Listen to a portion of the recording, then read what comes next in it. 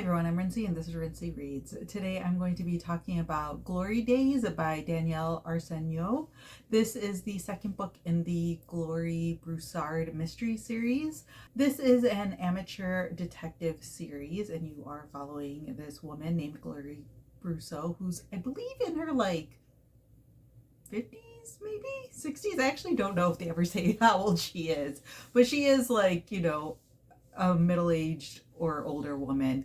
And in the first book, she ends up solving the murder of her friend, and she becomes kind of known in the area for being this person who solved this murder. And so one day her ex-husband's wife comes to her and says that her ex-husband is now missing and is asking for Glory's help to find him and figure out what exactly happened. And Glory doesn't want to help because her ex-husband cheated on Glory with this woman and left her for this other woman and all this other stuff. And so she obviously is not friendly with her and doesn't want to help her, but she does know more about her ex-husband than this woman does, because this woman has only been married to him for maybe couple of years. And so she goes and checks out a condo or apartment building that he owns and ends up finding her ex-husband dead in the apartment, stabbed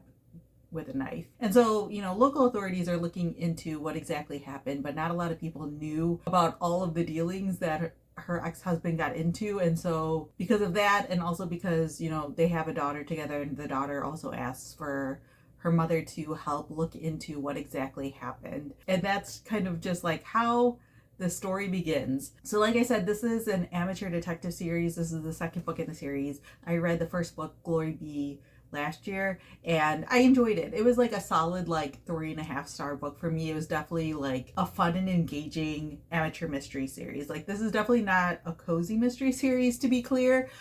There are parts of this that get kind of dark and violent. Nothing crazy. It's not quite at S.A. Cosby level of dark and violent mystery, but it's definitely not a cozy mystery either. So, it's just an amateur detective series. Glory herself is very much a complicated, messy woman. Her daughter is a significant part of the story as well, and she is even messier. So there's a lot of sort of complicated characters that you're dealing with these books, which personally I really enjoy. I feel like it adds a lot of depth and complexity beyond the mystery itself that personally I find really interesting. Again, it's not ton of French level stuff, but I think that if you want a little bit more out of your mysteries than the standard cozy mystery, I think that this is a really good series to check out. And one of the reasons why I wanted to do another review of it is because I actually think that this book is stronger than Glory B. There's a lot of stuff that happens in Glory B, and you can check out my review of that first book, because I'm pretty sure I mentioned it in there too, where you kind of have to suspend disbelief.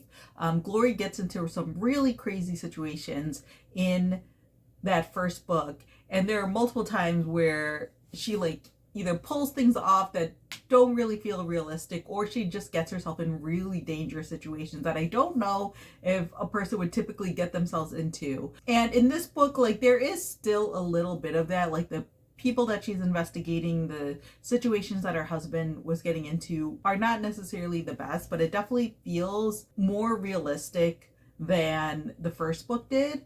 I found the mystery to be not more mysterious, because it does start to feel kind of obvious pretty early on, generally who the players are in this mystery. But I don't know, something about it just felt more engaging. There's also a lot of growth that Glory goes through, based on what happens in the first book and kind of what happens through the second book, that you see some changes to her personality. Glory is someone who is a religious Catholic woman, and you see her being judgmental in specific ways, or having very specific opinions of people and things like that. And there still is that is still part of Glory's character, but you see some growth and changes in her personality that I personally really liked. There's developments with her daughter that I thought were really good and really interesting and really well done. And it's one of those things where I'm I'm really more invested in this story as the series has continued, which is a hallmark, I think, of a really good mystery series, when the personal stuff really adds to the experience and makes you want to come back. So yeah, like if you're looking for like a whodunit type mystery, this isn't quite it.